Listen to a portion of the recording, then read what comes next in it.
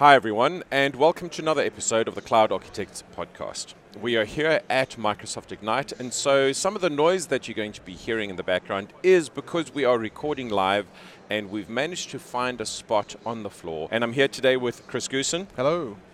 And Jennifer Burdett. Hi. So Jennifer, thank you so much for coming onto the show. Can we start by asking you, what do you do? So I'm part of the FastTrack team. I'm a program manager with FastTrack. My area is focusing specifically on helping to make sure that FastTrack and our partners have the tools that they need in order to be able to help customers deploy Microsoft 365 from a security perspective. And something we haven't mentioned is that you work for Microsoft. I do work for Microsoft, yes. Yes. You're right. I did not mention that. So is it fair to ask then that FastTrack is Microsoft's program to get customers into the service quicker?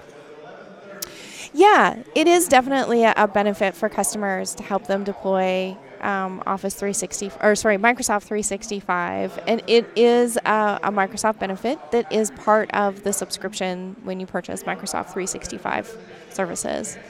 Not a lot of customers know about this, I would imagine. No, actually, the more I talk to folks this week, the more I discover that it is something that is fairly new to a lot of customers. We have worked with a number of customers to get us to help them deploy, but we're still seem to be a secret that we're trying to get out. So does that mean that FastTrack is only there for super large companies that need to go to cloud? Actually, anybody that has Microsoft 365 can use FastTrack. We do have self-deploy documentation, quite an extensive productivity library. If you were to go to www.microsoft.com/fasttrack, all the resources are there. If you have 150 seats and above of the licensing plan, you actually have access to be able to request assistance from FastTrack, whether you're working with a Microsoft engineer or you're working with FastTrack Ready partners or a partner ecosystem, you'll be able to get assistance. 150 seats isn't all that much, so that sounds like there's a lot of value there. There is, absolutely. There's also a lot of value with customers that size that can definitely leverage the partner ecosystem as well. We do remote guidance, and so if a customer needs assistance with hands-on the keyboards, trying to get things done, certainly our partners will be able to add additional value there as well. I thought this cloud stuff is easy. Why do we need help? Well, sometimes we need help with just helping to develop the plan moving forward. Depending on the size of the organization, there may be some additional complexities just with the types of deployment that they're looking for.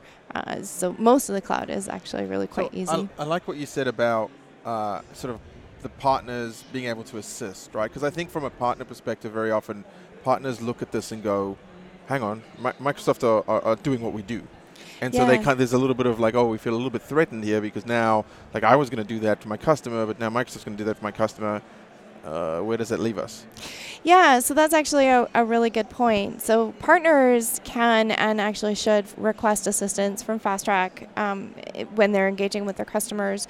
We really see partners actually leading the project for customers and then leveraging the Microsoft benefit on their behalf. So there's a lot of opportunity for partners there to really be strong advocates for their customers, have that PM capability for them, and then supply any additional specific expertise that's needed. Right, Microsoft, we kind of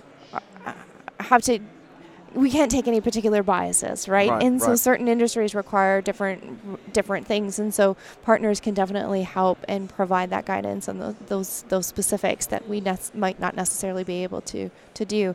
But partners are also able to use the Microsoft approach, so the customers are getting that consistent approach, whether it be Microsoft that's delivering it or a partner that's delivering it. So essentially, the value add from a partner perspective is one on the management of the project, right? Because that's not something Microsoft's going to be doing. They're going to be Microsoft resources, but the partners really can be the ones driving the project management side of it.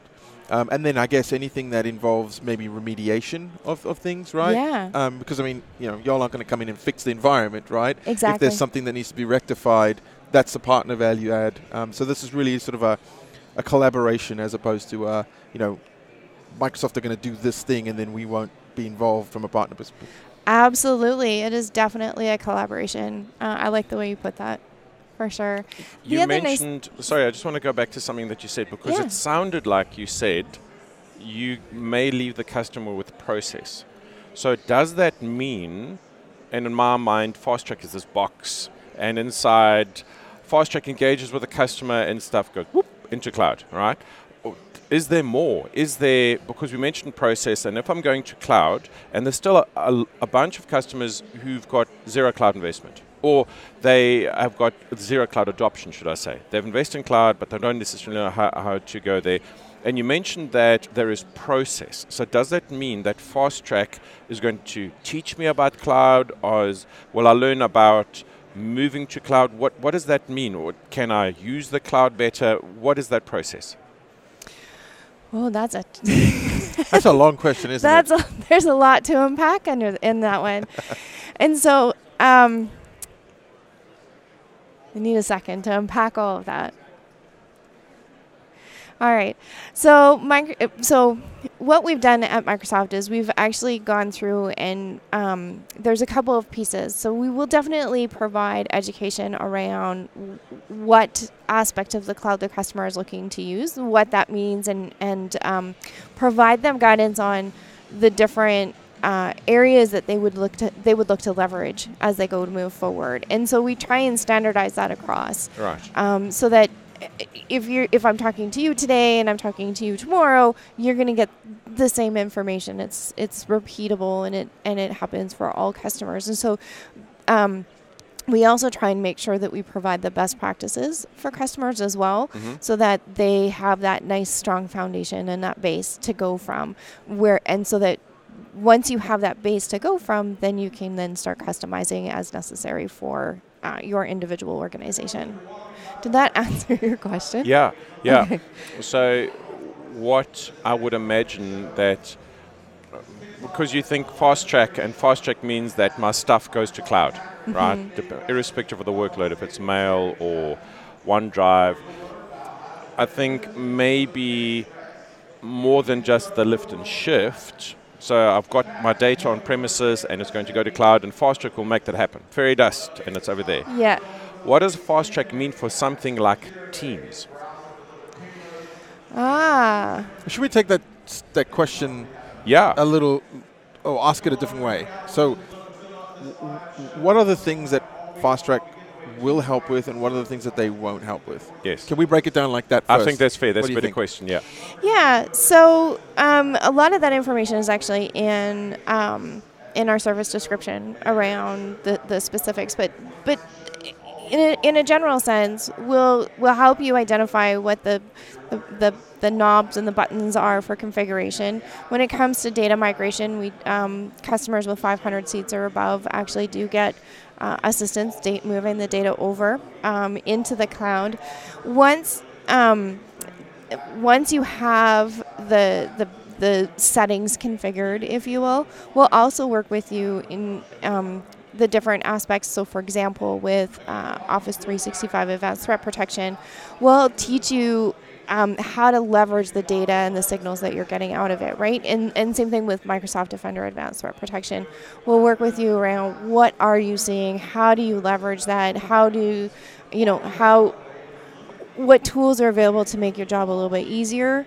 So that part of the education is also provided. So it's a lot more than just, I have some mailboxes and now I want to move those mailboxes. There's a lot more to it than just email for one, and also it's not just a migration service.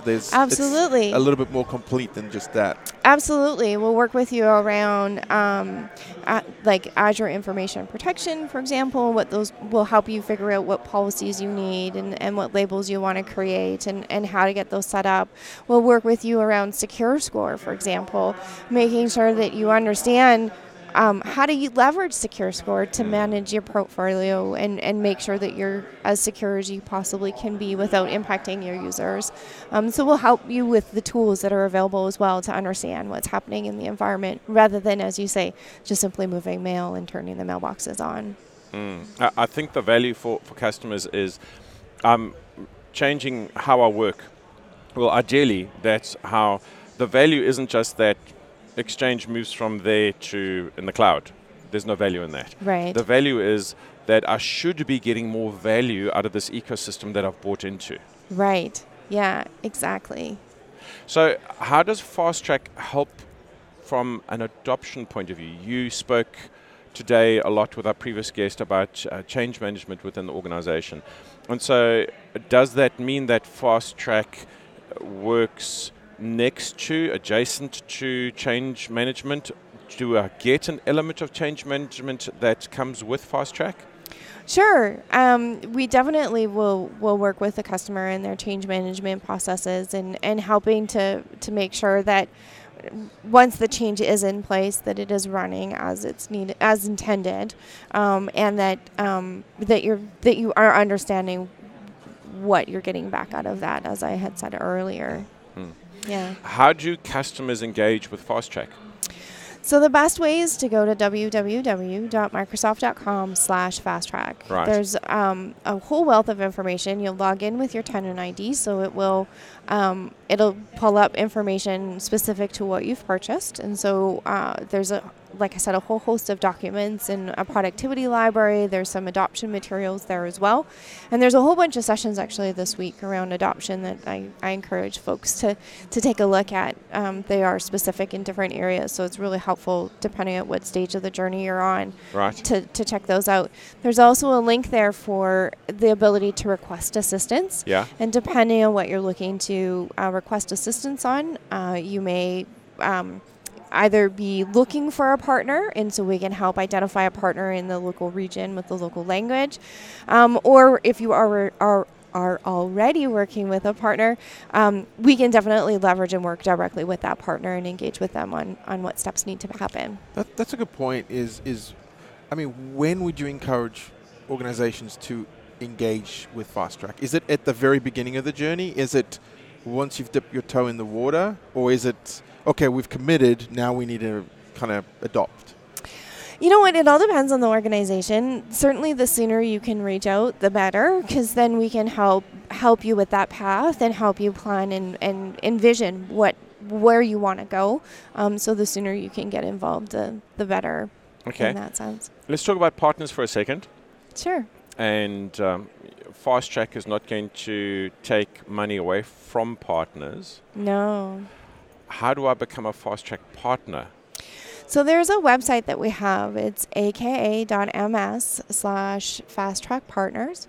And once you go there, you can sign up for our community newsletter. There's a lot of really good information about how as a partner, you can get involved and the benefits there. And certainly growing your revenue is one of the benefits that we have because you have the ability to work directly with us on our processes, but also add on to the different services, right? Especially if you've got specific expertise in a particular vertical of an industry, you can definitely provide additional value there. I'm a customer and Chris comes along, Chris Consulting Inc., right? And he's a FastTrack partner. How did he become a FastTrack partner? And does he know what he's doing? And that's always if I'm a customer, I want to engage with you because you're Microsoft. You know everything, right? Why should I use a FastTrack partner? And how do I know that they're competent? So not every partner is a FastTrack partner. And so the FastTrack Ready partners have been trained on our approach that we use as Microsoft. They have all the same collateral and the same training that we get. So if you are using a FastTrack Ready partner, you can be assured that they have gone through the processes to have the same information as we have. Jennifer, I think you've given us a great sort of overview of FastTrack and how FastTrack works, well, the benefits for customers and how FastTrack works with partners and not instead of partners, right? I think that's great. Yep. But let's kind of dig a little bit into you, right? How did you? So we have an audience of folks who very often almost all the time admire the guests that we have on the show, right? To us, it's a very important thing to be able to provide people access to some of the great folks that work at Microsoft. And I think one of the questions that always comes up is, how did you become you? Like, how did you get to the role that you do today? Because there isn't, when you presumably when you went to school, you didn't go, okay, well, I want to be in the FastTrack program at Microsoft, right? There's an evolution of or a journey behind it. Sure. And we like to kind of unpack those stories, and if you wanted to share any of that with us. Yeah, sure, absolutely. If at home, if in high school they always have, most likely to whatever, right? And so the question of most likely to work at Microsoft, I was not one of the people that my peers would have actually picked for that. I actually wanted to be a teacher, an elementary school teacher, and so I have this aptitude of being able to understand the technology and be able to put it into a common language that folks actually be able to understand. And so when I think back on my career, it's kind of evolved of just naturally picking up the technologies and being able to teach my peers on how things have happened. And so through the various different roles that I've had that has brought me here has really been, I kind of call myself a translator, right? Because sometimes the developers, they speak in very technical language, and it's not necessarily language or words that people would naturally understand. They generally don't use common language. And so I've just had this natural ability to be able to do both. And so in this particular role as the PM, I work with engineering groups to help them understand what they're building, and then translate that out to be able to work with the folks in FastTrack to understand what it is so that they can communicate that effectively to their customers on how to deploy and adopt it. Okay. That's great. So that's how I got here. It was a very roundabout way of getting here. Yeah. Well, as Chris said, most people are, because you don't go from high school to I'm the lead principal so-and-so on this product. There's always a journey. Yeah. I remember when I was in high school, our principal used to always say that, and I forget the percentage, but it was like an astoundingly high percentage of folks would one day do jobs that don't exist right now. Yes. Yeah. Right? And I think that, if that was a long time ago. Look at where we are right now. Yeah. No one ever thought that we'd be sitting here talking about Azure or AI or any of these things. And so most of us have taken a little bit of a roundabout journey to get to kind of where we are today. So I think a lot of people find that really fascinating to kind of hear that. Yeah, and one of the things that I do like to do in my spare time is promote women and girls in technology. And so at home, I'm involved in a couple of different organizations to help do that, whether it be the Women in Communications and Technology, which is a national association in Canada, or at Tech Manitoba.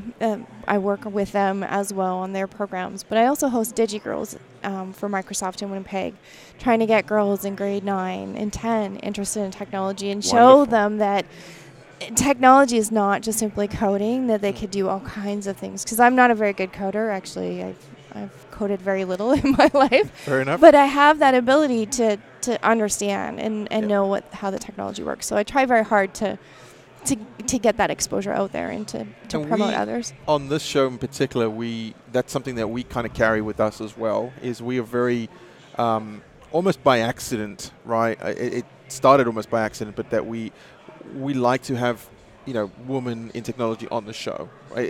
This is not an old boys club of people that we want, So almost by accident it kind of started, but it's become a pretty big trend, and something that we're pretty proud of is that. And so if there's anything that we can ever do to support the work that you're doing, please feel free to reach out to us. Let's see what we could, we're happy to help in any way we can. Why don't we start by give us a couple of plugs for how do people find the work that you're involved in? How do people find the work that I'm involved in? Are there websites that you can promote? Are there Twitter handles they can follow? How do people find the work that you do, and how do they support that? So from a DigiGirls perspective, we definitely have a Twitter page. It's DigiGirls WPG, and so I try hard to get information out there. There is we have so the Tech Manitoba, they have a Twitter handle as well, and they just changed the name of the association. It used to be Information Communication and Technology Association of Manitoba, so they've changed it to Tech Manitoba. So I'm not sure what their new Twitter handle is. I'd have to look that up. But Tech Manitoba, they do have a hashtag Maven. That is the parity arm that I'm involved in. So certainly anything that has Maven attached to it as well. Stunning. How do people find you? Are you findable on Twitter, LinkedIn? What do you want to be found? I am on Twitter and LinkedIn. Certainly, either place to look me up. At Twitter, my handle there is at jburdett7. Thank you for being on the show. We appreciate it. Thank you. I look forward to seeing you around more and enjoying the rest of the week. Yeah. It's only Wednesday. It is only Wednesday. Tired feet. Tired feet indeed.